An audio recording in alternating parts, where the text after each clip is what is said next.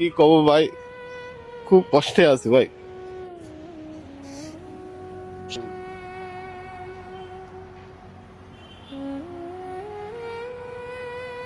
আমার চিকিৎসার জন্য কিছু আমার অনেক গরিব বুঝছেন ভাইয়া, চিকিৎসা করার জন্য কোনো ইয়ে নাই বুঝছেন।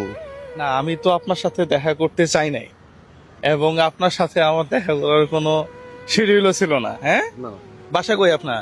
আমার দেশের ভাই সিরাজগঞ্জ। সিরাজগঞ্জ।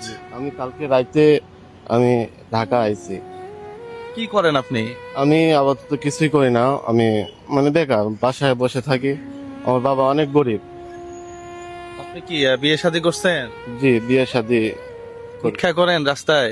ভিক্ষা বলতে না, আমি আপনার ভিডিও দেখে আমি আইছি। আসলে তো একটা সিস্টেমে আসতে হবে নাকি?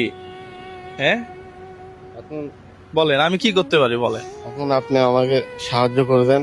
আমি তো সাহায্য করি না, এখন আমি ভিডিও করে দেই।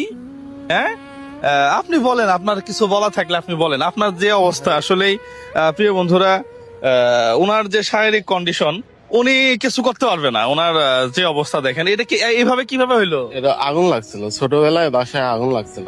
এটা তো অনেকদিন আগে, এখন তো আর ট্রিটমেন্ট দরকার নাই। না জি, ট্রিটমেন্ট আছে এখানে। আমার অনেক যন্ত্রণা করে বুঝছেন, মাঝে মাঝে যেমন সুবিধা যেমন ফোটা দেয় না, এমন কে যন্ত্রণা করে, পুজ বাড়ায়, এদিক দিয়ে পুজ বাড়ায়। ও হ্যাঁ, এই যে এদিকে পোস্ট বের হচ্ছে তো। অনেক জ্বালা যন্ত্রণা করে, রাতে ঘুমাতে পারি না আমি। আচ্ছা, এই হাত দিয়ে আমি কিছুই করতে পারি না। আমার যে একটা ছোট সাওয়াল আছে, এই সাওয়ালকে আমাকে দেখলে ভয় করে, কাছে আসতে চায় না। আরে এটাই তো কষ্টের আসলে। হ্যাঁ, কি কব ভাই, খুব কষ্টে আছি ভাই। আপনি ভিডিও দেখে আমি আইছি। কালকে রাইতে 100 টাকা ছিল আমার কাছে।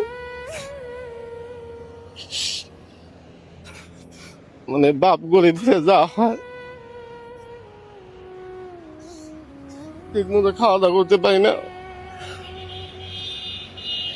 কতদিন হলো এরকম হয়েছে? 5-7 বছর হচ্ছে। 5-7 বছর? আমি সরকারি হাসপাতালে আপনি 4 মাস ভর্তি ছিলাম, কোনো ডাক্তার আমাকে দেখে নাই। আরে আমাদের জায়গা জমি বেচে আমাকে চিকিৎসা করছিল হালকা পাতলা। তো জায়গা জমিও নাই, কিছু নাই, মানুষের জায়গা থাকি আমরা।